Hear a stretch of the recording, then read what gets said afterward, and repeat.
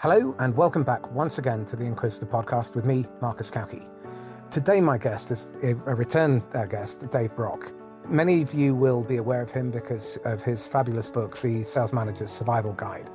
But he's recently produced a book called Is Good Enough Good Enough? And we're going to discuss whether or not people settle, whether they're looking at the right end of the problem. If you've got a 15% win rate, that means you're investing in an 85% loser rate.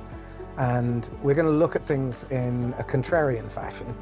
We'll probably agree on many things, but the reality is that Dave comes at things with a fresh perspective. I believe you're a physicist originally.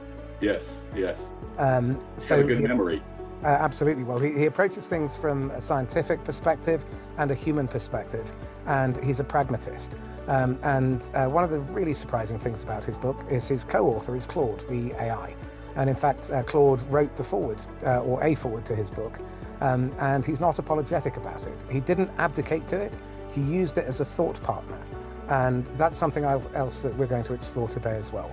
So Dave, without any further ado, can we have maybe 60 seconds on your history and tell people a little bit about your background?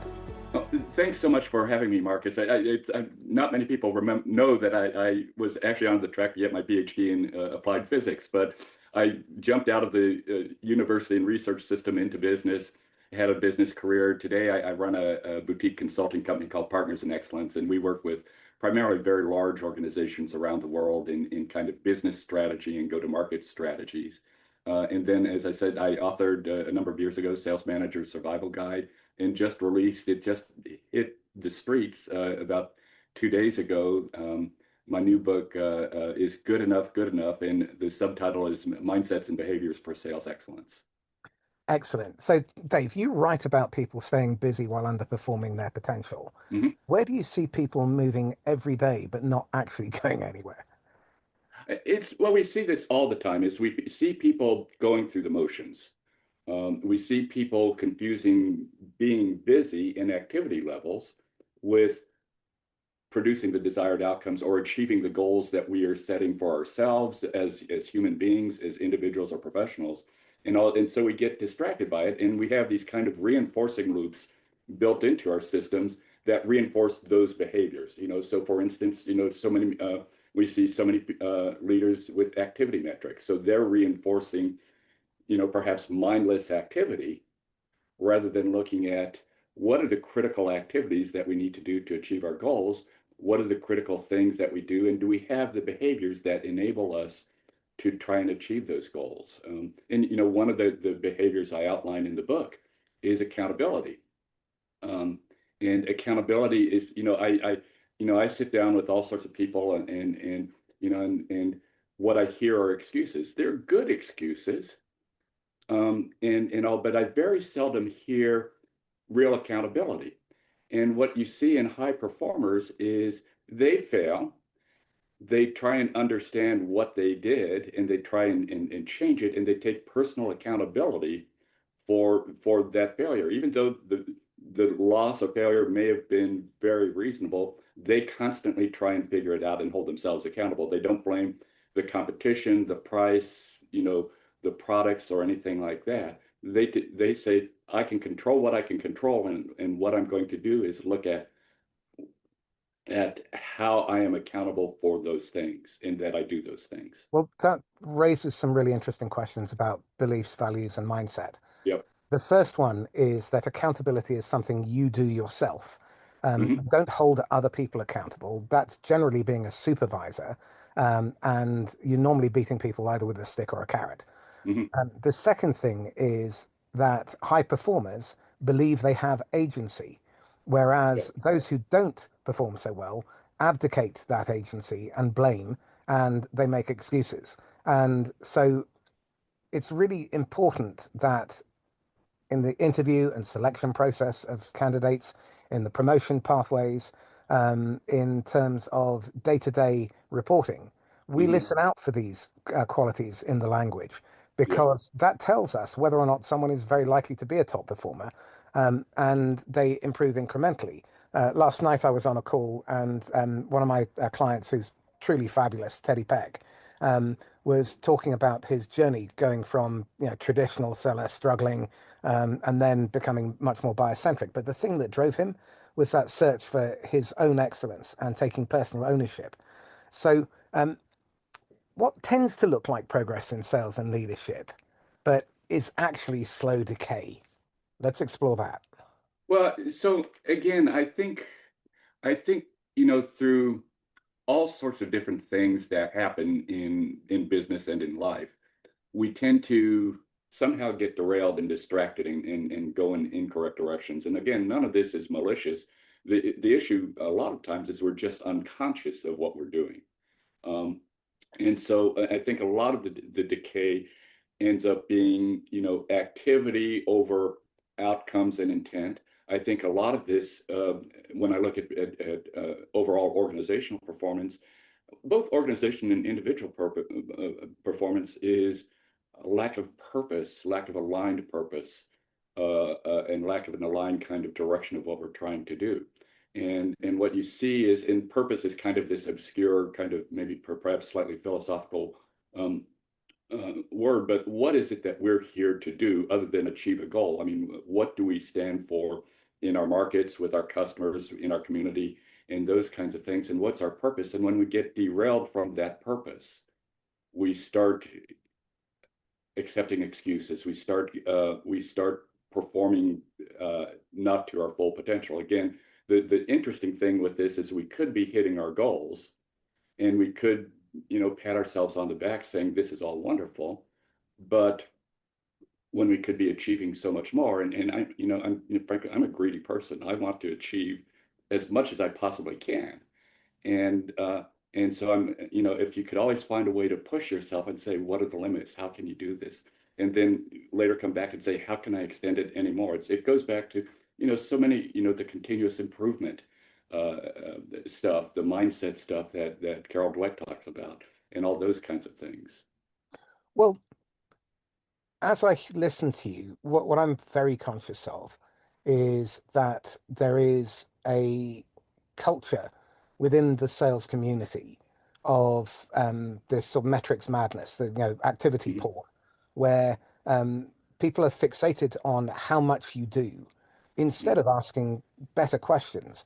So one of my favorite questions, series of questions, are what can we stop doing, yeah, start doing, do less of, do more of, or do better? Because I subscribe to a philosophy of being intelligently lazy. And I can think of half a dozen people off the top of my head who are running multi-million or decile million or centimillion or even billion-dollar P&Ls. yeah, And they achieve their goals and their quotas in 90 minutes a day. And they do that by cutting out the noise, by yeah, cutting out the distraction, by cutting out the dead work and knowing what to say no to. yeah. So let's explore that. What should we be saying no to? So, so I'll respond in a slightly different way.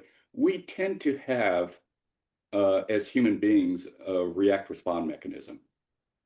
So we get an email or a phone call or something comes in, and we feel that we must immediately react and respond to that. We don't put any kind of pauses or any kinds of thinking time into that, saying, one, is this something I even need to respond to? Two, do I need to respond to it now? Three is, what am I not doing that is more important than this? One, it's interesting. This spring, I started a new series. It's one of my most popular series of workshops. It's called Shit We Have to Stop. And the way it came up is I was dealing with a talented CRO in a very, very high performing organization. I mean, this organization was kind of a model if you looked at sales performance and growth and customer centricity and all that. But they were just spinning and overwhelmed. She personally was spinning. And I asked her to show me her calendar, and she, and all this stuff. And I said, why are you sitting in some of these meetings? Why are you doing these? And all we were talking about all of these, and it ended up becoming just habit, and just kind of her react respond mechanism. So we got her entire management team together. I had given them the assignment of these yellow stickies.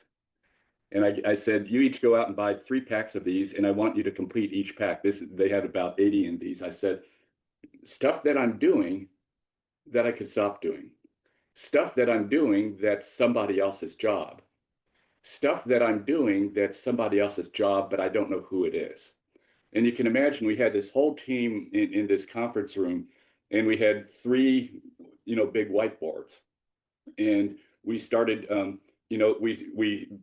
them just go put them on the whiteboards, and then we had them come back and say, we divided them into three groups and say, start group clustering them, start seeing the common patterns and start clustering them.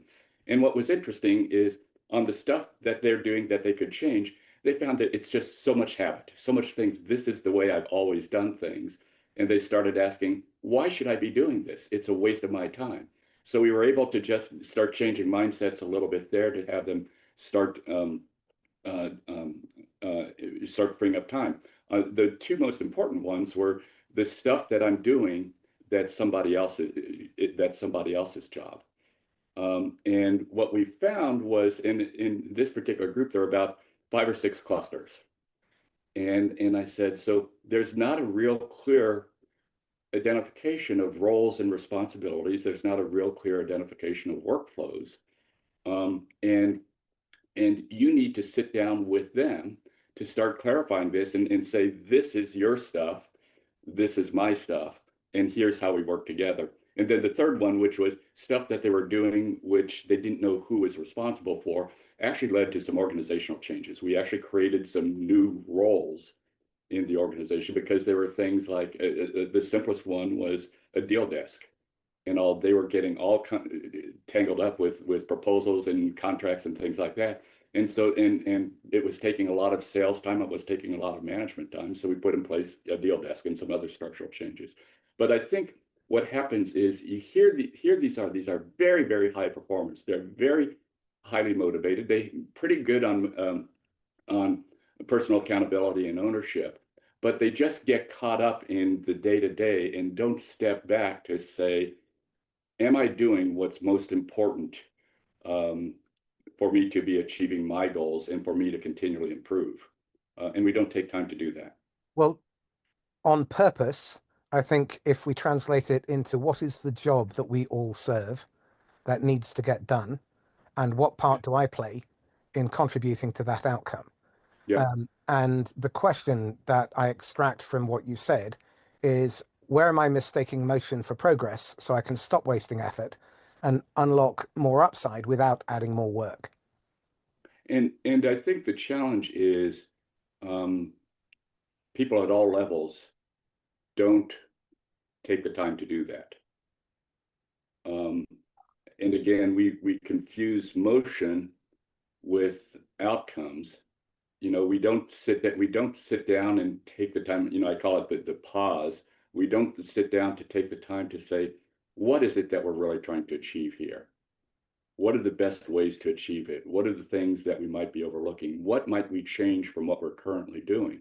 And also and again, part of it is if you look at, I look at my inbox right now, it's over here, it's just filled with things. And I know 70% of it is nonsense, but my eye keeps diverting over there and it diverts my attention a little bit. And also we just get caught up in the stuff that kind of comes into us, again, whether it's emails, whether it's social media and so on, and we get distracted from what we're really trying to do. I hate to say it in such a crass way, but at its you know, it's time and priority management. Is, do we really understand our priorities? Are our priorities aligned with what we're trying to achieve? And are we allocating our time to our priorities that produce those things? Well, I think it's even more fundamental than that, which is it's a design issue. Most of these obstacles and distractions can be designed out of someone's day with your three questions. Yeah. What can I stop? What am I doing? What am the jobs that I'm doing that I shouldn't be, and what are the jobs that I'm doing but someone else should be doing, but I don't know who they are. Um, those questions lead to the opportunity to redesign your process. If everybody is clear about what the job to be done is that you actually serve, and you understand the part that you play in executing that, Yeah. then you can start creating systems and processes. Most of the work that I do now is about architecting those systems so that the human beings in the system know what they need to do by when they need to do it, to what standard, how it will be Yeah. measured, what the ripple effect is if they do a good or a bad job. Um, and I keep finding people stuck in this rut where So, there is upward delegation. The upward delegation then spirals into extra work, which means that evenings and weekends are lost. They're not present with their families. They're tired yeah, and they're burnt out. And before you know it, you're in a rut. And a rut is best defined as a coffin with both ends kicked out. yeah, And that's not a good place to be. So yeah. what I'm seeing over and over again is a failure to diagnose hidden underperformance. They are not focused on the right end of the problem. So they throw money and effort occasionally at training, massive amount of energy on metrics and reporting, and processes that simply aren't closing the performance gaps. I, Um, I I don't disagree with you. I think there's a missing element, and that's something that I'm trying to talk more about. And as I said, I have the follow-on book to this one coming out at the end of February. Is we tend to look at this if we're most people don't look as deeply as you're suggesting and all. They just say slap another training program, do another, they you know, settle. another playbook and all that kind of thing. Some of them will sit down and look at the systems and processes and workflows and really try to design them.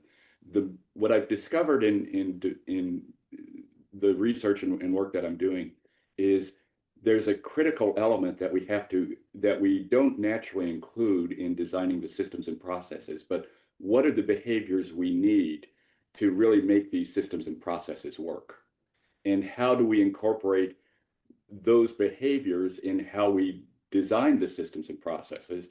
How do we incorporate those behaviors in how we lead and manage people and coach them in executing those systems and processes? So I can design a phenomenal discovery process with customers.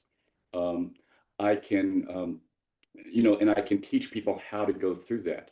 But if they don't have curiosity, they won't execute it as well as they could. If they aren't highly customer centric, they won't execute it as well as they could. So if I'm going to design a really good discovery process, what I want to do is I want to try and say, how does curiosity contribute to that? How do I provoke people's curiosity? How do I help them learn how to incorporate curiosity into that discovery process? How do I help them learn how to incorporate customer centricity into that discovery process? So that's where the magic happens, is when you get those behaviors that are critical to the systems and processes that you're trying to do, and don't treat them as separate things, but you integrate them together. Um, and all that's where you kind of get a 1 + 1 = 5. I agree completely. If I gave any impression that I Oh thought no, anything else, then the design of the system requires a lot of thought and effort where you yeah, design out the flaws. How do I go from an 85% failure rate to an 85% success rate when it comes to closing deals? What can I stop doing that is getting in the way of me being that effective? And I've got clients who operate at that level yeah, precisely because they've designed the system and they've then translated that into the human behavior. yeah, And they are generally very high on self awareness.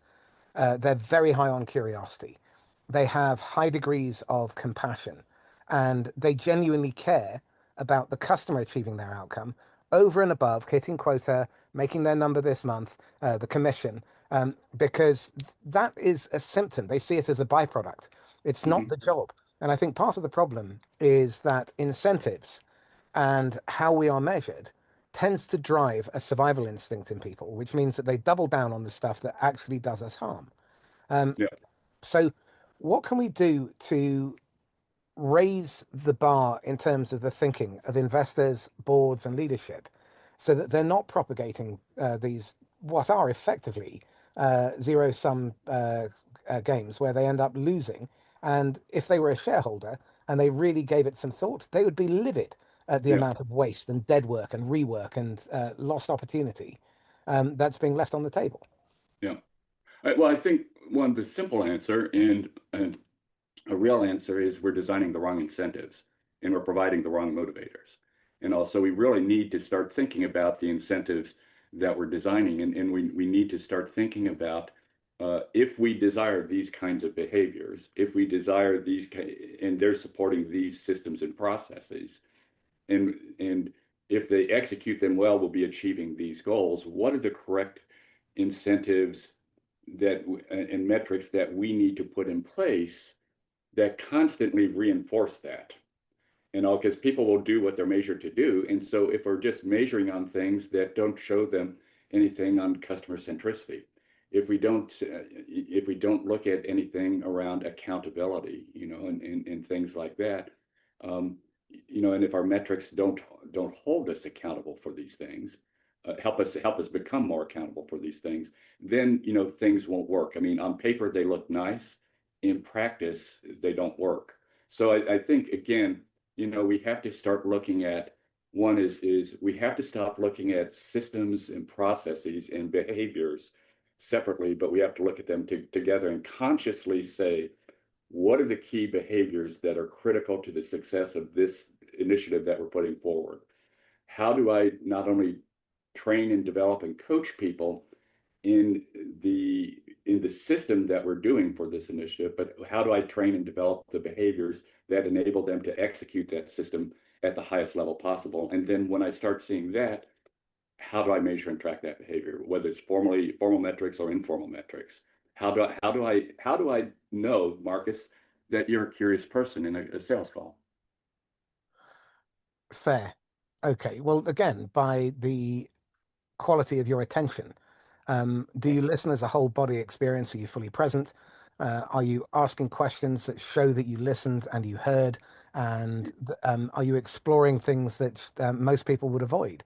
So Um, that's, as a manager, excuse me for jumping in, but as a manager, when I'm on a sales call with you and we're trying to achieve a goal with a customer, um, you know, we're focused on achieving the goal, but I want to note those behaviors and say curiosity is really critical for us to achieve our goals in this sales call. And this person is displaying the right characteristics of curiosity. So, after, in the post-call debrief, I'm going to, say, compliment them on that, and say that. So again, I think what I discovered in this is that mindsets and behaviors is nothing new.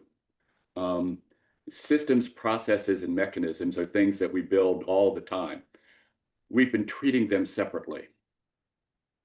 And the key thing is we have to really get kind of a flywheel effect going, we have to integrate them. So again, what I kind of say is as I'm introducing a new system or process, what are the critical behaviors that allow us to really excel in implementing that system and process? And it'll be different behaviors for different things and all, but well, there are two more that I'd like to add to that list. One is, did the customer advance at least one step towards their intended yeah. outcome? And the second is, did both sides learn something? If you're asking questions simply to gather information, you are not Yeah. adding any real value to the customer. But And that see, then moment is that great. becomes the customer centricity piece. So when I make a sales call, I'm interested in not just curiosity, asking questions for question's sake, and they may be meaningless questions, but customer centricity is I want to help the customer and I want to help them move forward in achieving their problems. So, so those are for, virtually every customer interaction that we have, things like curiosity, customer centricity are really critical. And if we aren't embedding those into the systems and processes, and if we aren't observing and coaching on those, we're not achieving as much as we could. And that reinforcement is critical. There is something that I want to go back to before I forget, Mhm. because I think it's important and it ties back to how we can liberate leadership. Of the three piles of post-it notes, stop doing, wrong owner, and unknown owner, which is the most damaging to not address?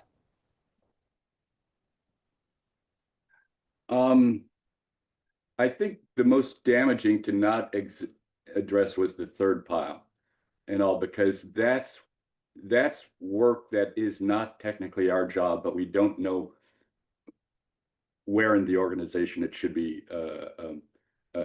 performed. And so in that, a lot of things literally don't get done, or in the case of this particular client, everybody was figuring it out for themselves. and they were doing it very, very differently. So you had an efficiency issue, and a time they spend doing it issue. But in this case, you also had some regulatory and legal issues that might come up. So how much time did they recover by addressing those pile three? They're still in the process of doing it, and also they're improving. So here's kind of the good news and bad news. We went through all three piles.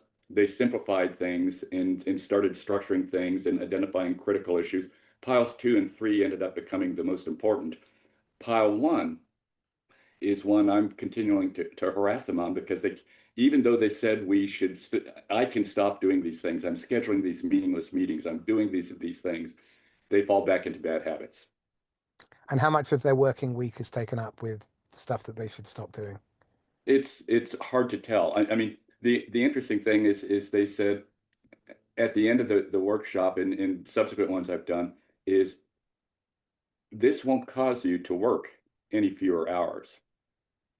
What it will cause you to do is focus your time where you have the most impact. And I think the reality of that is a lot of times we go through these exercises to say, how much time can I save and how much time can I free up? There's so much stuff sitting on each of our plates, and so much of it is important. But now we can start structuring things so that we're really working on the most critical things for us to really achieve our potential. Well, in our experience of over the last 25 years, the average recovery is 2 days per person per week from the SDR all Yeah, the way up to the CRO. yeah, Now, that 40% uplift in capacity is then deployed on high value, high return behaviors. And that then becomes a force multiplier for CAC, IRR, NRR, GRR, EBIT. And those are the things that boards should be paying closer attention to because it costs nothing to yeah. be more effective. So if you do that, that's wonderful. And we haven't, in the things that I've been doing recently, we haven't been measuring it and all, but we've just been kind of what we can see is we are getting more of the right stuff accomplished, and there's more discipline and rigor as we go through kind of the workflows and things like that. But here's the dilemma I see all the time. I see all these people, for instance, today saying, I spend too much time writing prospecting letters. And so now I have AI that is spinning out thousands or 10 thousands of higher quality prospecting letters than I can send out. And I do that and it's freeing up all my time. And I say, okay, what are you doing with that time? And they're saying, writing more prospecting letters.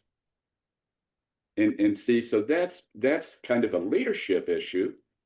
I'll set aside the fact that, is the quality of those outreaches any better? I'll just set that to the side for the moment. But I'll say we've freed up people's time, and you see all sorts of people using AI to free up people's time. My question is, how are you redeploying that time? And they aren't actually redeploying that time. And this is a leadership issue.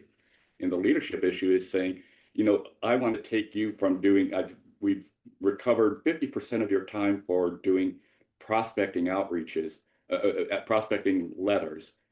Now I'm going to redeploy you into this, which is more focused on that. But when I talk to customers about this, managers, individual contributors, I say, what are you doing with that freed up time? Nobody has an answer. And what it ends up being as we go through the discussion, they're just continuing doing what they're doing, but only more of it. Well, the devil creates work for idle hands. Yeah, So they'll fill it with what they know and is familiar. The way exactly. we approach it is we look at, well, how can I do less but better on purpose to create a better Yeah, outcome and yeah, generate more? So one of the first things I would always recommend people do is they focus on cleaning their list because so many lists are filled with the total addressable market, yeah, and only about 3% of those are likely to be paying customers in the next couple of quarters. yeah, And they don't focus enough time on relationship building because they're under pressure to hit quota and meet the valuation targets. And so they fixate on prospects who are probably already deciding, and it's a very bloody sea with a lot of competition and a yeah, lot of noise. So we narrow it down to maybe a dream 20 per salesperson, and their job is to focus on those customers who are likely to buy in the next 6 to 36 months. And the net result of that is that even their short-term pipeline starts to increase and improve, but their close rate goes through the roof. Sales cycles shorten, Yeah. the average order value increases, retention is higher. And the other thing that baffles me is this obsession with new logos. When, if you're an established business, why not try and protect the accounts that you do have instead of having a 15% churn rate? And why not focus on expansion and renewal and also co-creating new product that other ideal customers will be attracted to and want to buy? Yeah. Because your cost of sale will go down to 1/6 to maybe 1/20th Yeah. of what you're spending at the moment.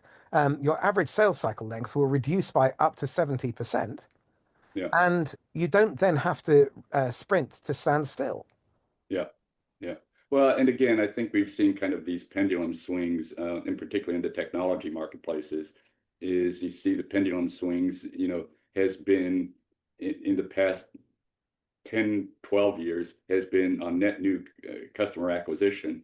Now the pendulum has swung to retention, and net new customer acquisition is an afterthought. In reality, in business, you have to do both. Um, Probably the bulk. I was invited to a VC conference, and they were talking about, we've discovered the secret to revenue growth and stable revenue growth and all that is retention. And I just said, well, gee, every other business in the world has discovered that decades, if not centuries ago. And if you look at the annual reports of any large company in any kind of different in any kind of industry, you discover that retaining and growing those clients drives most of the revenue, and net new acquisition creates new things that you can do to grow that and grow that base. But they treat it as an either or, where we need to do both, and we need to do that. And again, part of this is, I go back to a mindset is when I was growing up in sales, I started in IBM, and one of the mindsets that we had, since I ran a couple of just major accounts, they said, my mindset was, it's my God-given right to 100% share of customer. I have to figure out how to do that. So I was looking at how I grew the customer, not just through renewals of what I was doing, but how I explored the different divisions and business units to find new opportunities. And so we don't see that even in kind of account-based stuff that people are doing. They're staying with the customers they are. They're looking at some retention, renewal, some possible expansion, but they aren't going to, I remember going with a client some years ago to visit a customer, and they were talking to a bunch of engineers in one room, and I just wandered to grab some coffee, and there was an engineer standing there, and I was talking to him about what he did, and I said, "Geez, we have something my client has something that can help you," but my client would never talk to that person because they never, talk to people on the desks next to the people that they were dealing with. So we have to kind of be, and again, this is where I think curiosity and customer centricity starts having you say, what more can I do? What more can I help our customer do? And to do that. Well, you can win net new logos if you see the customer as an ecosystem. You can sell organically, you can sell through and to their joint venture partners, through their alliances, through their supply chain. You can Mhm. sell to alumni, you can sell to the customer's customer. And what baffles me is how much effort is wasted on going after net new cold when you could go net new hot. And Oh yeah, yeah. but that just, it's a perennial frustration for me. But But again, we fall into the habits that we've always done, or we fall into the habits of what's comfortable, or we simply are exhausted or overwhelmed and we can't do much more. And so how do we start clearing out the exhaustion overwhelm factor? Well, I think what you do is with some of the recovered time is you actually spend it on thinking and reflection. Yeah. And almost no one I ever speak to has 20 minutes a day for thinking. That single habit frees up enormous amounts of time and effort on wasted and dead work. Yeah, that's one of the things I coach our clients on, and particularly the executives, is I'm obnoxious and actually want to look at their calendars, Yeah. have them display it on the screen, and I say, how much thinking and reflection time have you scheduled every day? and I insist on them scheduling some thinking and reflection time, and I tell them this is sacred. No crisis can displace this. You have to do these things. Um, and it's hard to have that discipline, but once you start having it, you find that everything else starts falling in order, because we because of what I started this conversation with, we have this respond react orientation, and in that respond react orientation, we aren't necessarily doing the right and the most important or the best or things in the best way. And so now that we start structuring that thinking and reflection time, now we can start looking at that and say, did I handle that situation correctly? Am I handling these situations correctly? How do I change this? And how do I start improving it? Um, and and that's so critical. And if you don't, at the end of it, I do it at the end of every day, and part of it is, I do journaling. So the journaling helps me reflect on, I do kind of a business journal, and then I have a separate personal journal, but the business journaling, what did I accomplish? What could I have changed? And it's not coming up with a to-do list, but it's reflecting on what I did, how I did it, what I could do more effectively, and what I want to change. Well, if we look at the structure of your book, why did you design it in that way? Um, so, so what I wanted to do was, I identified, and people will disagree, and that's fine, is I identified about 7, 8 core behaviors, mindsets and behaviors around really excellence in general, but I oriented it around sales excellence.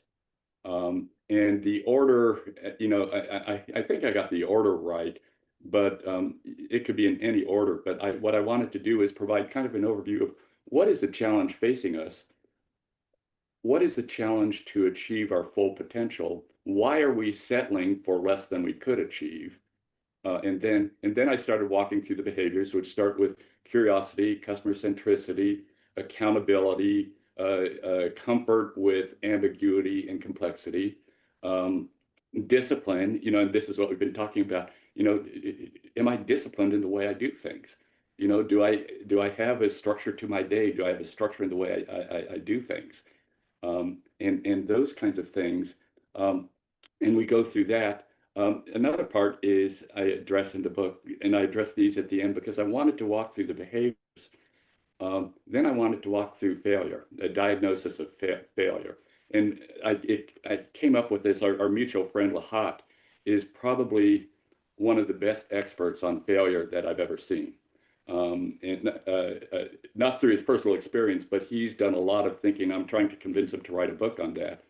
But Lahat and I talked about failure and the mechanisms of failure, and it fit really nicely into kind of, after we have these behaviors, we will fail. What does failure mean? How do we learn from failure?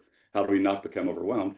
And then the next chapter then is purpose, because all these behaviors and things don't mean anything unless they're grounded in some sort of purpose.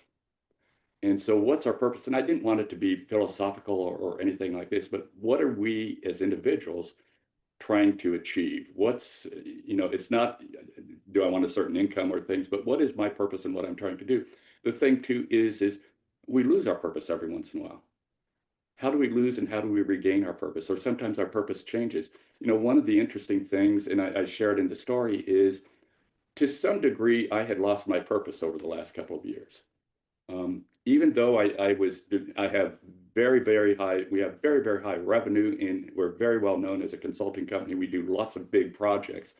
We produce tremendous results. To some degree, I was just kind of settling for, is good enough good enough? Um, and my level of good enough was very, very high, but I knew somehow I was feeling an emptiness that I could achieve much more. And actually, the act of sitting down and writing this book with Claude helped me rediscover my purpose. Um, is I looked at, our company name is Partners in Excellence. I established the company in 1991. We always pursue excellence, but I'd stopped talking about excellence. The subtitle in our company name is Making a Difference. I've always wanted to make a difference, but I hadn't consciously been focusing on that. And so the act of writing this book and looking at it helped me rediscover my purpose. So if you look at where I am now versus where I was before, again, we were performing at an extraordinary level, and people would say, you're just so successful, but I knew I could do more. And so now, I am so energized because now I can go back to, we are partners in excellence. We want to focus on excellence and how we help each individual and each organization achieve excellence. And we have some um, mindsets and behaviors around that. In the next book, you'll see how we integrate that with the mechanisms and create more of a holistic system. But this has just so energized me and driven me. So that's the next thing. And then the final chapter before the conclusion is, okay, let's toss AI into this.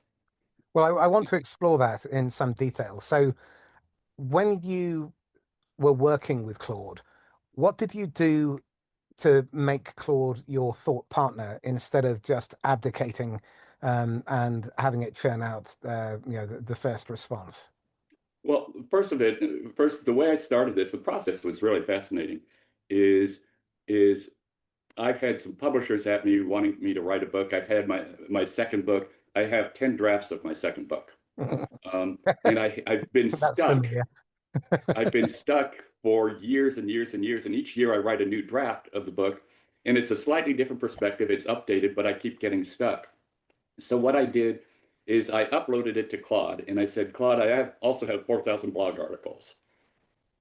I need to write a book, something around this. Give me some ideas. So it went through all the 10 drafts of the book, the second book that I had. It went through 4,000 blog articles and said, here's some alternative choices for some books.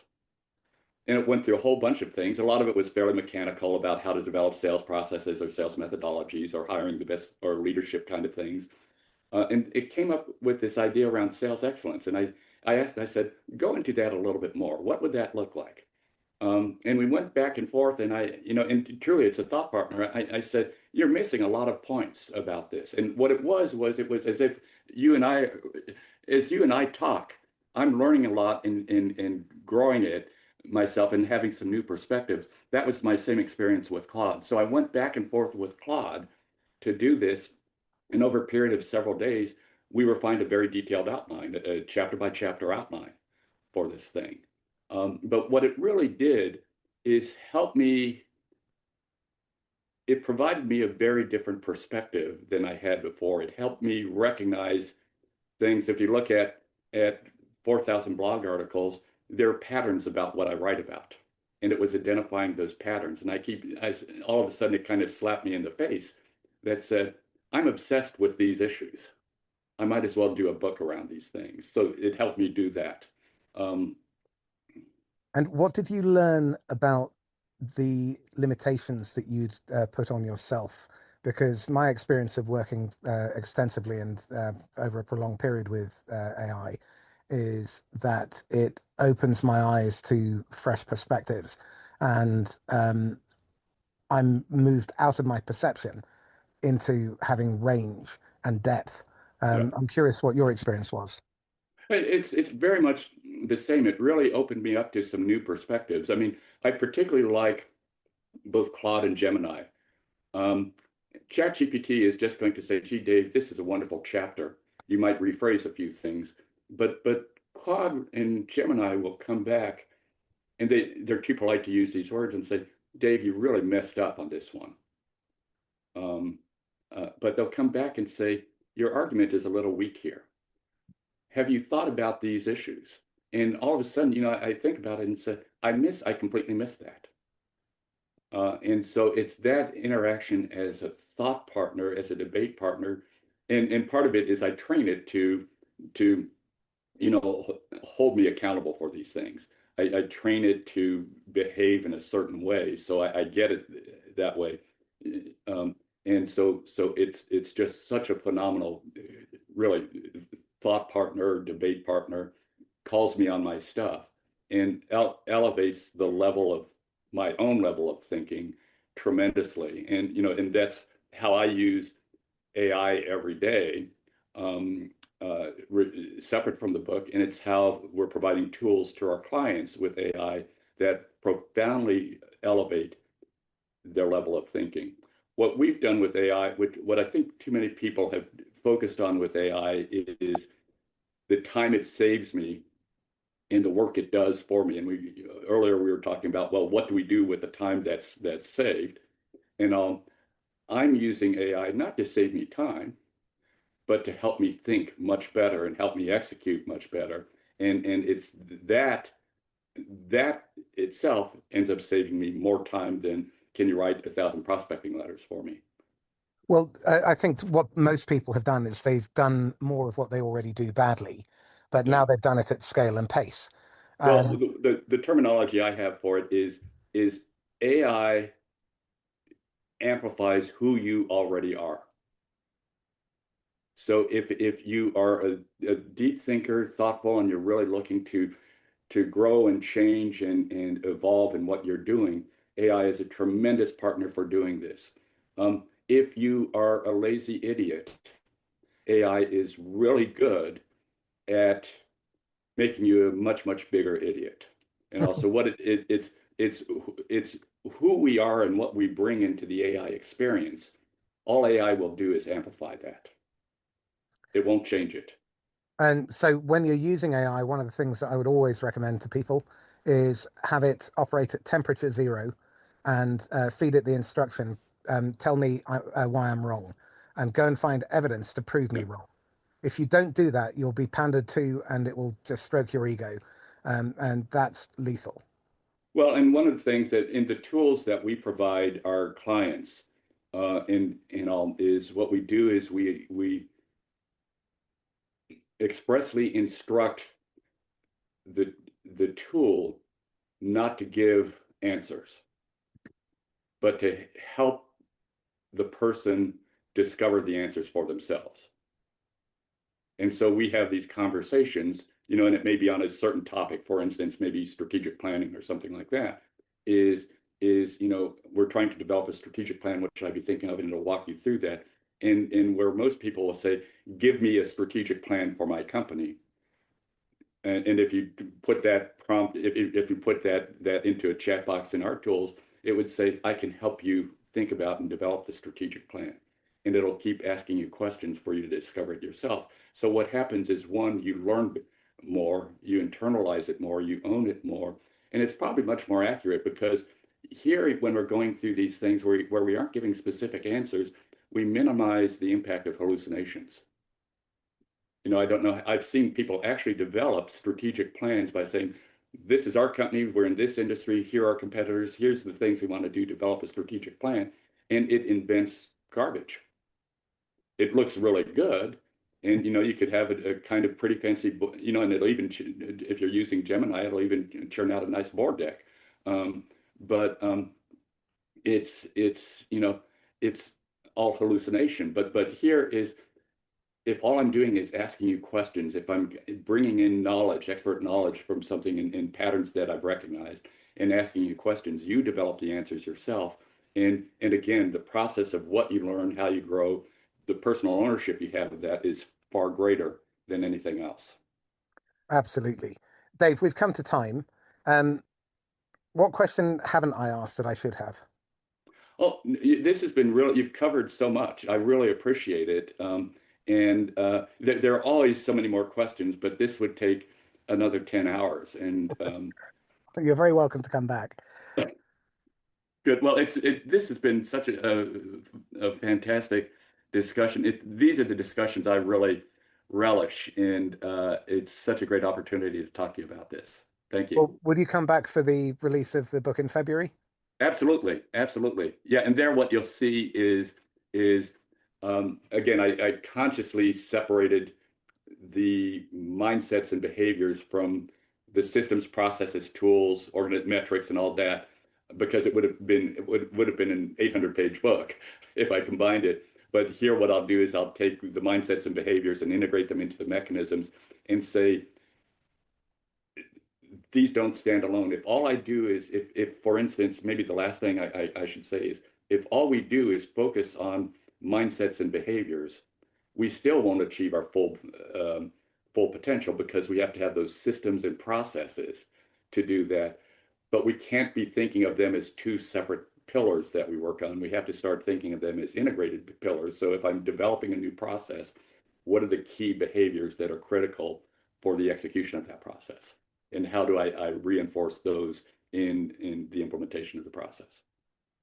Excellent. And if you had your time again and you could whisper in the ear of the idiot Dave, age 23 or so, what one bit of advice would you give him in this day and age with AI?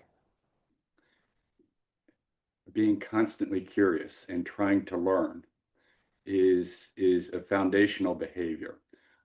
Because I know, and maybe this is my physics background, is I know somehow through that curiosity I can figure anything out.